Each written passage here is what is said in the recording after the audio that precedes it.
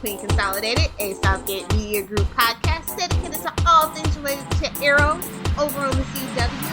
I am Lilith, and joining me, as always, is the lovely Kelly. Hey. Up for discussion today is episode 413, Sins of the Father. It was written by some people and directed by a person. Kidding. It was directed by Ben Sikowski and Keto Shimizu. There we go. And then the director was somebody new, Gordon Verhoeven. So God yeah. bless you. Right? No, but the direction was really good. I thought it might have been somebody that we knew already, but it wasn't. So that's always nice. Yes.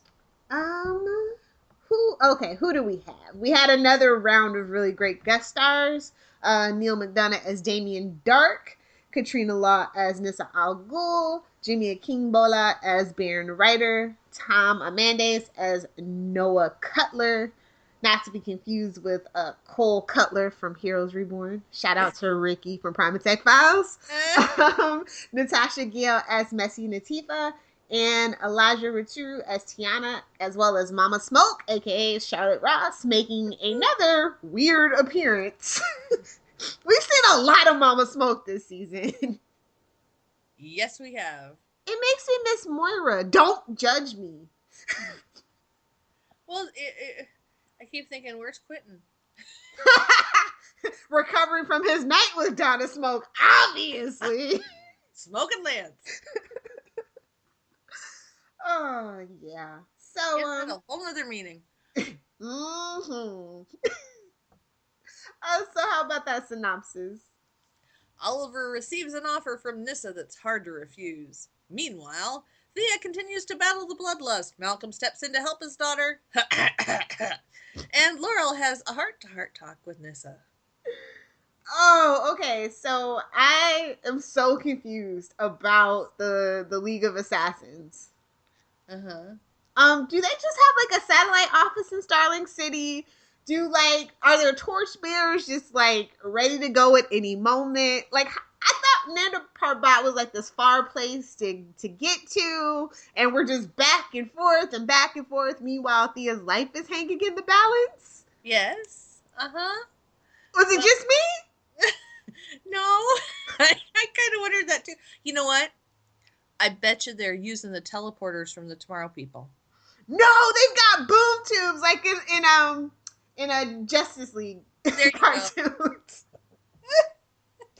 Oh God, that's the only thing that kind of annoys me. Like, we made it this big deal when we first introduced Nanda Parbat in the League of Assassins. It's like this big farm, mysterious citadel in the mountains. And nobody can find it. I know, they've got about as good a security as the Arrow Cave and Star Labs at this point. Yes. It's very perplexing for me. Maybe Barry missed a breach.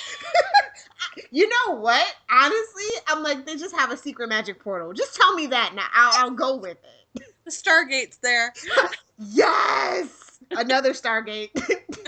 They borrowed the speed cannon from the Flash. Anything! Just tell me something. It's a mess. Oh, God. But yeah, other than that, I really actually did enjoy the episode because I think Katrina Law, next to Manu Bennett, they really took their time with this character, and they really brought her around full circle. And I'm kind of sad that she disbanded the League of Assassins because, honestly, I thought that that's what Oliver was going to do once he won the ring from Roz instead of give it to Merlin. Mm-hmm. So that's just another point of how unnecessary that subplot was last season to me. Well, the question is, will it stay disbanded? No, they're assassins with nowhere to go. Obviously, they're going to Hive. Exactly. But I'm just saying that should have been Oliver's mistake to make, considering it's his show. Last time I checked, anyway. I'm pretty sure it's not Felicity and Friends just yet. Hasn't Oliver made enough of those? Yeah, but I'm saying it's his mistake to make for me. Like, if anybody's going to make that mistake, it should be Oliver. And it would have been, I think, more fulfilling for me as a plot than this, because it's just like, well, if it's just that easy, right? That's all. But I totally get. I love that Nissa did do it because she is shaking off the chains of her father's, everything to do with him, and I can really appreciate that for Nissa. Yes. Yes. Because we always need a good anti-hero that's a female, especially since Amanda Waller is dead with a bullet in her head. Aww. Yes, I'm still bitter. I'm always going to be bitter. Not on movie people. Right? Yes. Dang you, Warner Brothers. Yes. Because DC would do it if Warner Brothers let them. It's Warner Brothers, not DC. Just so we're clear. Yes. So what do you think about Nissa and Malcolm and this whole League of Assassin disbandment thing? Well, it was kind of weird. I mean, I get that she's wanting to leave her father's legacy behind, and that I totally applaud her. Thank you, Laurel, for being the voice of reason. Kelly said it, not me. I get accused of being a Laurel stan and hating Felicity, and I don't. I just don't like the direction that Felicity's going in. I feel that Laurel is underdeveloped, but with Felicity kind of sort of, and Thea to a point, kind of sort of sidelined and relegated to these little tiny subplots, Laurel really did come in the clutch. Yes, she totally did. And I really appreciated that because, well, we need more of that. I just wanted her to give her a milkshake in the cage. Yes. I was waiting on that. So does Malcolm have to die yet for you? Because I know even to this point, there's still the Barrowman fans that can't separate Malcolm Merlin and John Barrowman. Yeah. Oh, I love John Barrowman, but holy cow. Malcolm needs to go. Kelly's talking about, before we started, she's like, somebody, the ring needs to be dropped. And she's like, did you get reminded of Lord of the Rings? So I'm like, yes, please, somebody drop Merlin in a pit of lava, please. And she's like, no, the ring. And I'm like, no, Merlin. I was like, throw the ring, Frodo. Throw the ring. Oh, Laurel and Nissa are Sam and Frodo. Don't go where I can't follow. Oh my God, that's what they should totally do next season. They should totally do a Lord of the Rings ripoff. Okay, wait. You got to make a meme of that. We need a meme of that. The shot of, Samwise and Frodo at the edge. Throw the ring, Frodo. And then just paste their faces in there. Totally gonna do that. But yeah, man, that's one of the reasons that I definitely love this episode is that it just kind of goes to show that maybe the Arrow Cave is too crowded. Finally, people are kind of coming around to what I've been saying since Roy joined. Not that I didn't enjoy Roy. It just was already feeling crowded at that point, and it's just kind of literally exponentially grown from there. Just trim the fat a little bit. That's all I'm saying. Or write a little better where all the characters get serviced instead of your pet favorite that everybody fights over. I mean, I just thought that like these interviews were just kind of rude to me. With everybody saying they fight to write for Felicity, and it's like, it's not even her show. We barely even know Oliver, and it's 4 seasons in. I'm just saying. Yes. I say it almost every week now. I just want to love Oliver Queen like I love Stephen Amell, because Stephen Amell is just tops. And I want to feel that way about Oliver so bad. Yes. I want to be able to defend Oliver Queen the way I defend Tom Welling. That's what I want, most of all. And I don't know. Something drastic is definitely going to happen. So I definitely think that who's ever dead in the grave has to stay dead, even if it's Diggle. Probably especially if it's Diggle. Yeah. Unfortunately. Well, because that would give him a reason to do the right thing. A new mission. Yeah. Yes. Because I think the Tommy thing, even though they brought him up, which is another reason why I really enjoyed this episode.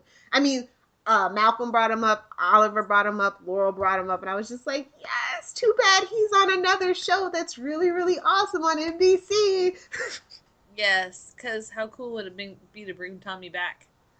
Or have flashbacks, or... Yes, have him in the like, I always said that I kind of wanted a season of flashbacks of what the characters were doing. We kind of got a glimpse of that a season ago with The Return or whatever, but I mean, like, honestly, I just really wanted flashbacks to flesh out the characters. Yes. And I thought that that would be really cool. And I mean, we did have Tommy in a flashback twice, right? Yes, twice. So, I mean, it's possible, you know, these like just little things, but I don't know. Like, those are the flashbacks that I would be interested in instead of this damn island. Yes. That's all I'm saying. With another island girl. Just how many island girls are there? Felicity asked the accurate question, yes. Who knew it would be still relevant at this point? Oh, good grief. This week's island flashbacks did nothing for me at all. No. I agree. I like that he's guilt ridden over what he's done, but it was kind of a dumb move to give her the rock. Well, yeah. So I was just like, now Oliver's between a rock and a hard place. And we don't mean his abs. No. I do miss the shirtless scenes, by the way, but I totally get. No, I miss like the shirtless training montage and stuff. I really, really do. But I understand that it's like really hard to stay at that level of in shape and peak physical form when all you do is literally work. Yeah. 18 hours a day, plus he did all that filming for the movie over the summer. I totally get it, but I'm just saying. I'm not saying that I miss the salmon ladder. I'm just saying I miss shirtless Stephen Amell. That's all that I'm saying. I'm just gonna throw that out there that as a reward for 5 seasons of watching this show, they open next season's episode with a nice shirt with Amelie abs. Yes. I just want to throw that into the ether and hope it comes to fruition. I can just see it now. Oliver Queen, he loses his bid to be mayor, and he goes into making exercise videos. You know what? Stephen Amell should totally do that when Arrow is over. Oh, he totally should, yes. He should be like a parkour grandmaster. That's what yes. Open up a studio up there in Canada. Or have the Nerf crossbow workout, you know? see, we're always coming up with good ideas, Kelly. But back to the show. I was actually I'm kind of nervous for Thea. She's always in danger. Yes. So her nerves have got to be shot. They totally do. But I don't know. Nissa, I loved her interactions with Oliver as well. I did feel like the whole husband thing, they kept beating it into her head, like, hey, by legal law, they're still technically married. That's gonna come up sometime, guys. Pay attention. Oh yes. But it was so cute how she kept calling him husband, and then she called Thea her sister-in-law, and I don't know, it was cute, but it was definitely heavy-handed foreshadowing.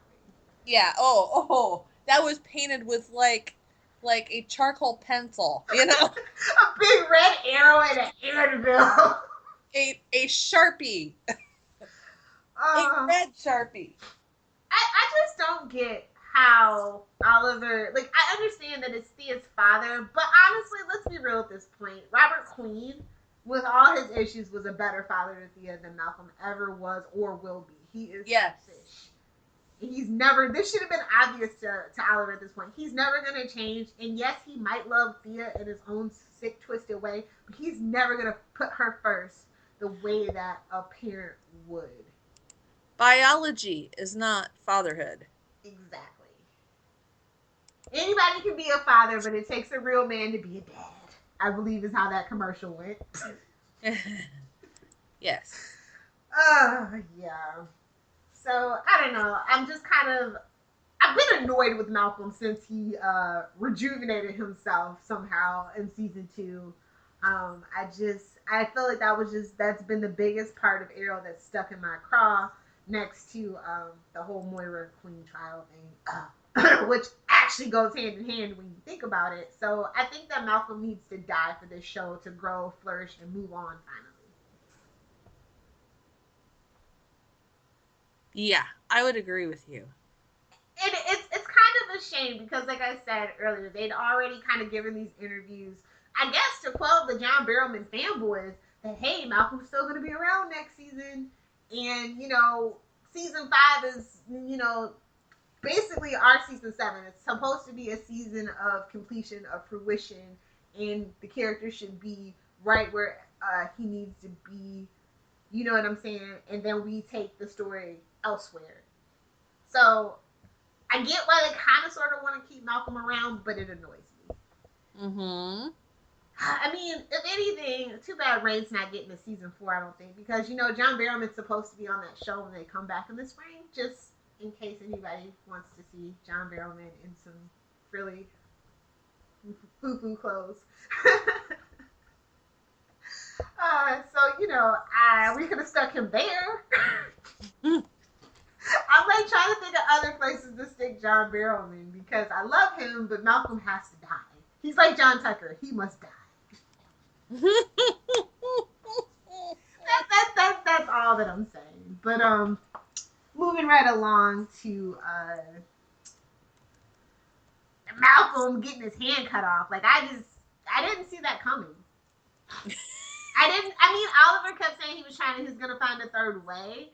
And like he didn't tell anybody, right? It was just like the spontaneous thing. He's like, "Oh well, you ain't seen nothing yet. Look at this idiotic plan that could go horribly wrong if I wasn't the title character of a show." Did you see the funny meme from Torchwood? No, I didn't.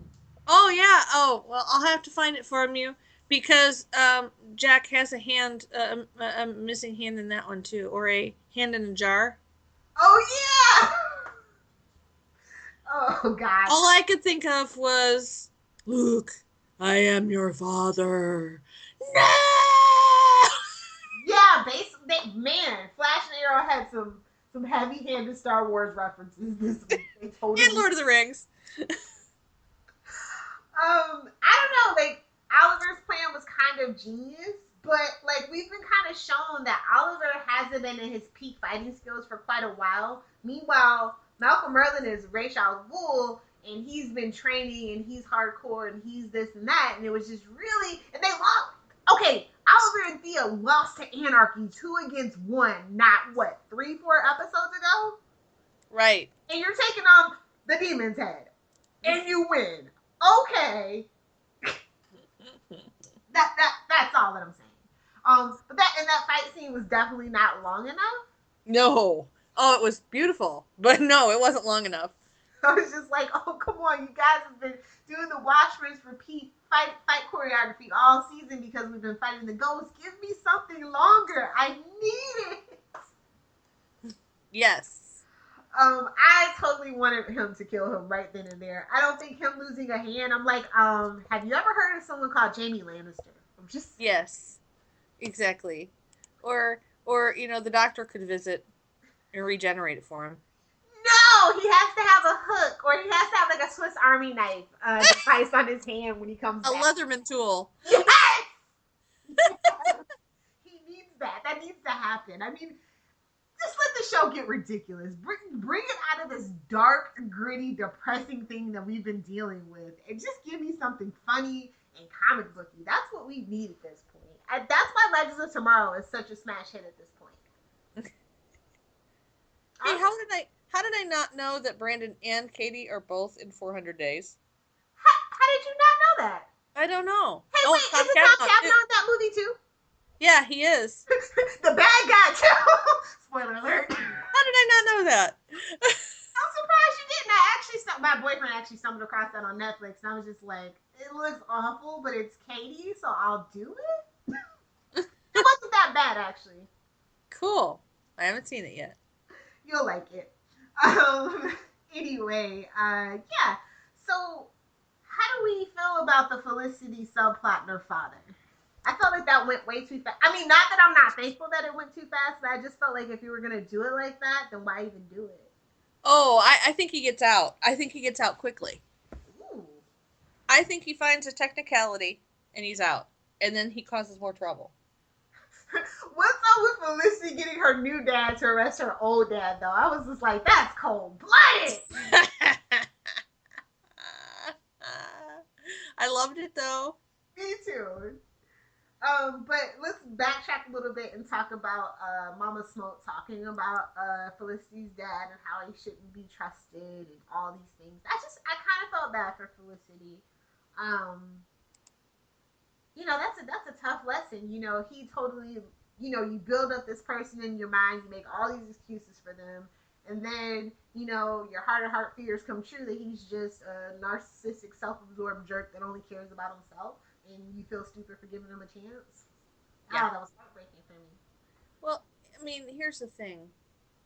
Narcissistic people, um, they always are so charming.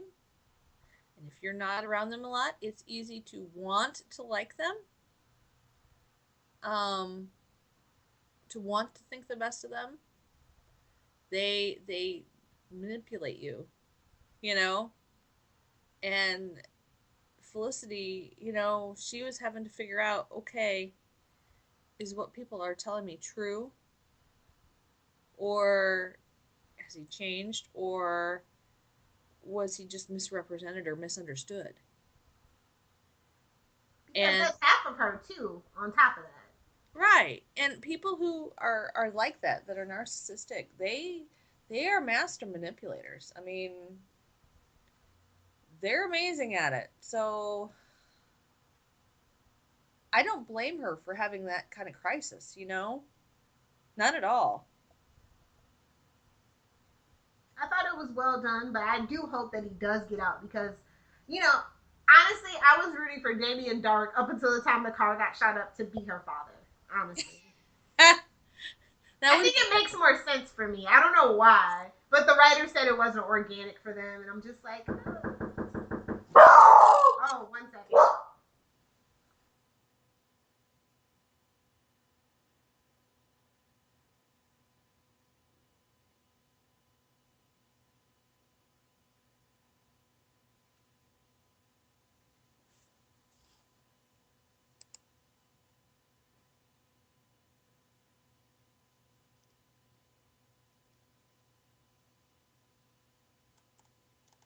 Sorry about that. No problem. Oh yeah. So where was I? On my diatribe. But yeah, I want Felicity. I don't know. I just wanted something a little more epic for Felicity because we've been wondering about who her father was, and he doesn't seem that menacing. Just kind of a jerk. Yeah, but now that she has come out opposed to him, the one thing that narcissistic people can't stand is people standing up to them. Ooh, good point. I predict that he's going to come after her, and because he knows her secret, Team Arrow with a vengeance and possibly try to expose them in a big way. That should be fun then. I hope that does come to fruition. But next season, we have way too much to deal with and not enough time, honestly, because of how slow things have gone this season. But yes. I mean, we're going to with have Danny Dark. Like, I still don't know what the hell he's doing with that cornfield. He's making crop circles. If they build it, he will come. Is that what's going on? Yes, I don't know. I still have no idea what that's about. And his wife's running for mayor, and now Malcolm has told. Oh my God, Malcolm Merlin is totally obsessed with Oliver Queen. Yes, he is. I was just like, how the hell do you know about William? I'm pretty sure Moira didn't tell you. Exactly. She was a woman with her secrets, okay? Yeah. So I don't know. He's just really obsessed with Oliver, and I'm just like, just kiss. I'm just like the Little Mermaid. Kiss the girl. Go ahead. But yeah, that's really low. Putting a small child in harm's way, and that's just kind of the final straw for Malcolm Merlin, in my personal opinion. And I hope more people come around to this because this is just. I mean, he already killed like 503 people, I believe. Yes. So I attempted to with the undertaking, and he did the thing with Sarah, and I don't know why Oliver thought it was a good idea to give him the League of Assassins in the first place. Like, that's just not something that I understand. Well, you remember he did hand over his company to who? Well, that was in supposed crisis mode. I mean, Oliver's not the brightest, bulb in the box. True. And he hasn't really been learning any good lessons lately either. But we've just had so much stuff piled on that we kind of just need a break. Poor Oliver needs a break. I know he just ran away at the end of the season, but he does that every season. It just usually doesn't involve a sunset. Right. So I hope at the end of this season he actually decides to stay in his supposed beloved city. That would be nice. Do you think he's gonna win mayor? I don't know. I mean, it could be very interesting if the bad lady was mayor. How fun could that be? I mean, it'd be like the United States politics, and president. But uh, we all need to get bad guy presidents. Just bring back Nixon. It's Futurama. Put Nixon in a jar and it's just his head. But you know what I'm saying? It could be very fun because then Oliver would really have a reason to kick it up a notch. Yeah. I don't know, man. I don't know who's in the grave yet, but Diggle or Lance. I definitely don't think it's Thea at this point, but it's just definitely down to Thea or Lance. I mean, Diggle or Lance. But if they pull a switcheroo and it comes to fruition that they did actually lie to us and it's like his son in the grave, I'm going to be very upset. Yeah. Or okay, this is awful, but what if somebody dug up Tommy? Oh God, what if Malcolm tried to? Because there's another Lazarus pit somewhere. Exactly. I'm waiting on that shoe to drop.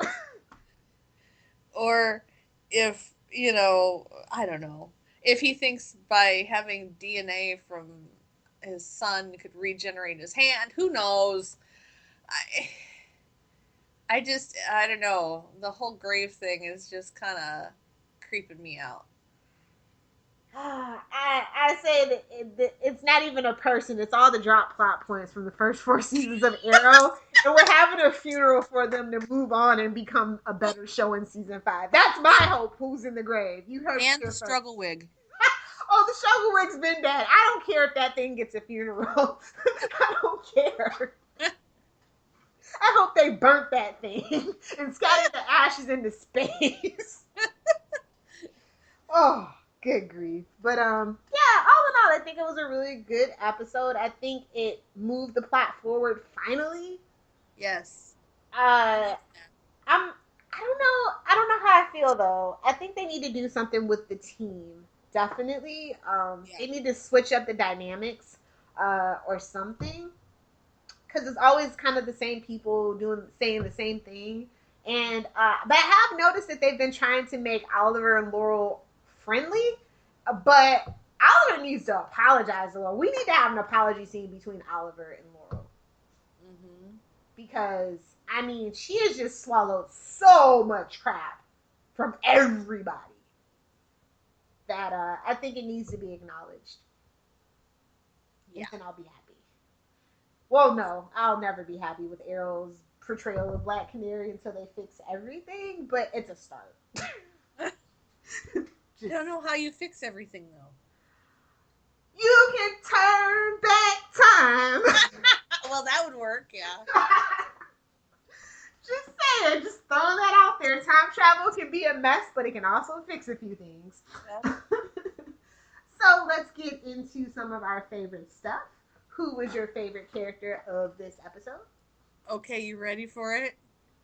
Do you want to make a guess?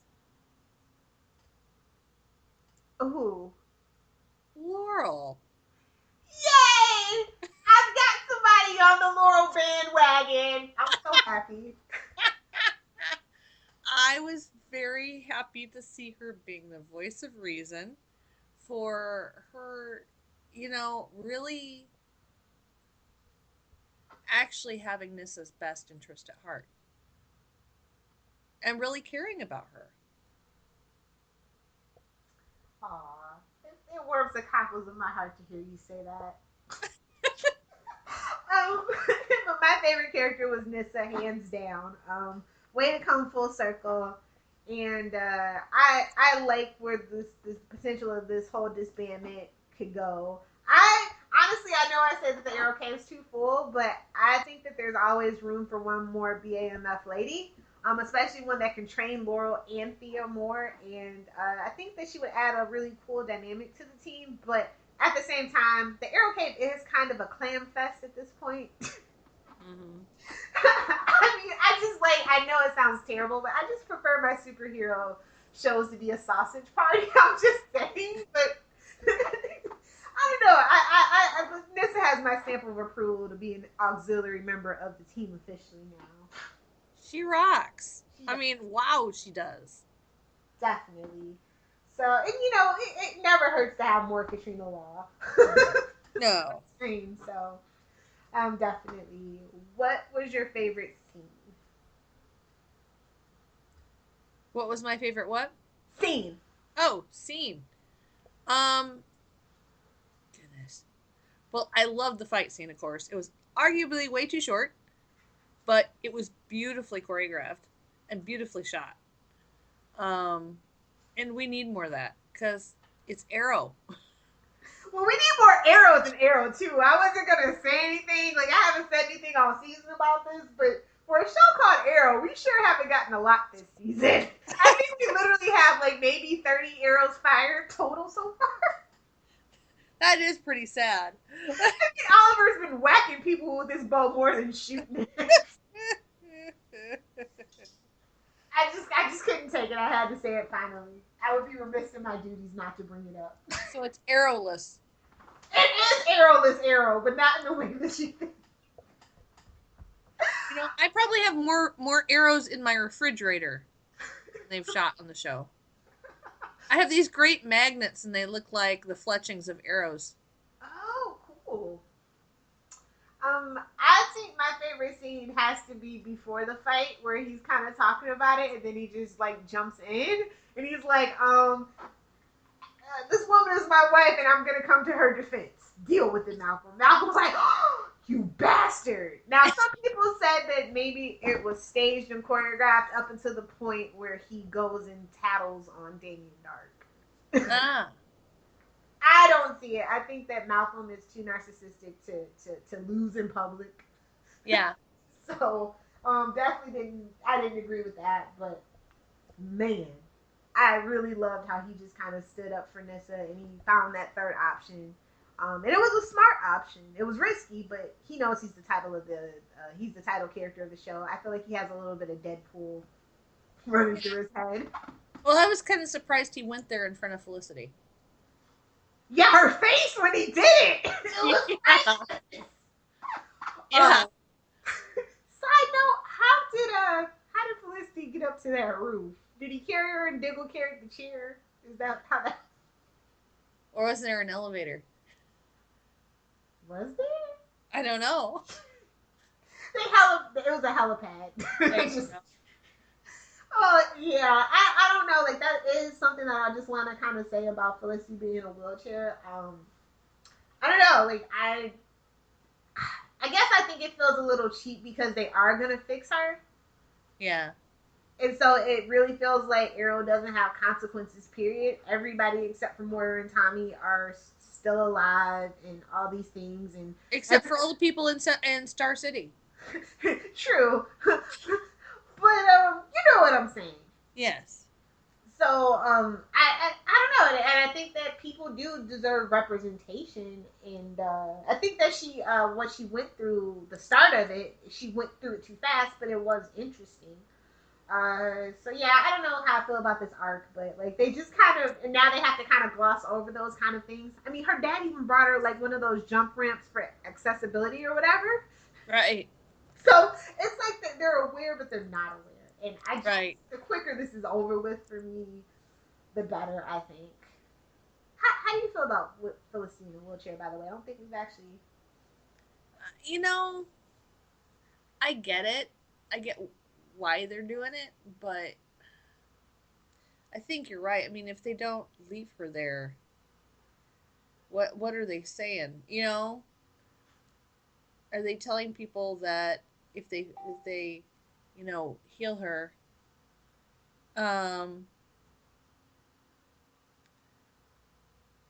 it's that gonna say that maybe, well, you're not whole or you're not good enough? You know what I mean? What message are they sending? Exactly. That's all that I'm saying. I mean, at least when it happened to Batgirl, they gave her the Oracle thing, and it really gave a new dimension to the character of Barbara Gordon, and it gave people some representation in comic books, and it was really interesting. And it was a big controversy in New 52 when they quote unquote fixed her. And I don't know, it's just kind of, I don't know how I feel about it. I just feel like they could have done something else for drama, drama effect. So I don't know. The quicker she's out of that wheelchair, the better for me, because that's just how I feel about it. I mean, Felicity hasn't really changed that much. I mean, she's kind of a tech genius, and you kind of just sit down for that. It's not like she was like an actual masked hero on top of that. You know what I mean? Yeah.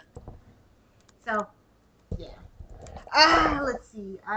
Favorite line. Oh, goodness. Hold on. I'm not sure this one has that in there. Thought I had that up, but. Hold on a second. I know mine, hands down. It came from Malcolm. In deference of good taste, we will forgo the removal of shirts. And I go, y'all just cut me off at every damn junction, don't ya? No shirt removal for Lilith at all, ever, under any circumstances anymore. Oh, goodness. That was pretty funny. And I'm like, aren't you guys supposed to be on a mountain? Yes. I wanted dueling pistols, to be honest. Oh, here's my favorite one. This was my very favorite one. I've been holding off telling you this for years, Oliver. You're very handsome, but not especially bright. You stole my line that I've been saying for 4 seasons now. Yes, it was. I feel like the writers listening. I feel like that was ad-libbed by Barrowman, totally, by the way. That very well could be. It was funny. Oh my goodness. And then do you have a favorite moment? I did like when Nyssa finally decided to free herself from her father. Because, well, not my father, going through,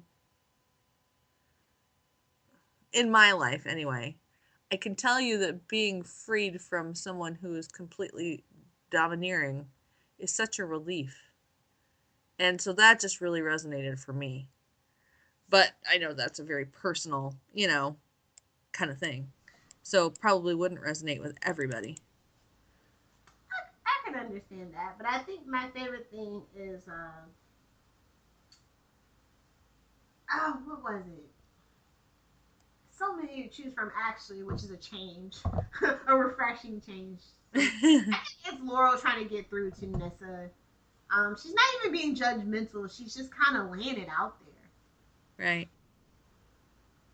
So yeah, a sensitive Laurel, understanding Laurel is the best Laurel. And I think it was a really great week for, quote unquote, the most hated ladies of the Arrowverse, Iris and Laurel, this week. And I really do appreciate that. You know, one thing that kind of freaked me out, though, about this week? What? Diggle reminded me of Emperor Palpatine. What? Why? How dare you, Kelly? Well, this specific line, totally reminded me of Palpatine. You've been in denial, Oliver, holding on to hope with both hands that you don't have to give in to that hate. Use the Force to do what needs to be done. But, Oliver, this needs to be done. You have to kill Malcolm Merlin. Can you not see Emperor Palpatine? You need to use the dark side of the Force here. Well, I mean, I agree. So what does that make me? But no, I can totally see that. That was a fun reference. Thank you, Kelly. You're welcome. Oh, gosh. So yeah, let's talk about this grade. You promise you won't laugh at me? No promises. I won't do it too loud. I'm being consistently consistent. Oh, okay. I'm going to give it a B. Told you I couldn't help it. I'm being really consistent too. It's a B+. Well, it's just, we haven't, this was a good episode. Were there some inconsistencies? Yes. But we actually, furthered our storyline. So I'm happy. I'm happy too. like it's above average, but it's not quite an A. I don't think I'm probably gonna give the season another A. I know I gave a couple of episodes in the early season an A, but it probably won't be till the finale. Let's just But they keep on this trajectory. I really felt a big improvement. I could see them getting a couple more B's from me. We are going into a break. I think the second week through the last week of March. Gotcha. Flash as well. So I don't know. So I'm hoping that the editing and all the technical stuff comes together, because I think some of these episodes could have been edited better. Is what it is. It just didn't flow, but this episode definitely had a good pace to it. Some good characterization, but not quite an A yet. I don't know what they can do besides make the fights better and longer, bigger, better, and longer, and kill Malcolm Merlin. The minute they kill Malcolm Merlin, I don't care how bad the episode is. It's gonna be an A. So season 5, whenever that happens, is a guaranteed A. It would be poetic justice if they made him drown in a pit of quicksand on Lian Yu or something. I want him beheaded, burned, and the ashes scattered to the winds. That's what I want. And his heart staked, right? By Buffy herself. Oh my God, Sarah Michelle Gellar on Arrow. That would be so awesome. I would die. Let me see if there's any Easter eggs. So Merlin, I don't think we talked about it on this podcast, but I know I talked about it on the old podcast about how Merlin is basically Arrow's Joker. Mm-hmm. But this iteration of Merlin is just annoying. He's kind of like the Lionel Luthor, honestly. They keep trying to redeem him in that fashion, which definitely makes me get the Lionel Luthor vibes. And I'll just be really kind of happy. But also the title of this episode, Sins of the Father, is a arc in the 90s Starman. So it's really kind of reference. And there's also this episode of the new Batman Adventures with the title, and the villain was Two-Face. And then in the 90s Flash, of course, an episode was called that as well. So I think everybody really likes that title because all the best cowboys have daddy issues. We all know this. Yes. Oh my God, no! I take back my favorite moment. They mentioned Raza, the legendary housekeeper. How can I forget that? I love Raza, and I was so bummed when she didn't become a thing. I totally wanted her to be the Alfred, but it never happened. Yeah. Totally forgot about that. I'm so remiss in my duties this week, y'all. I'm sorry.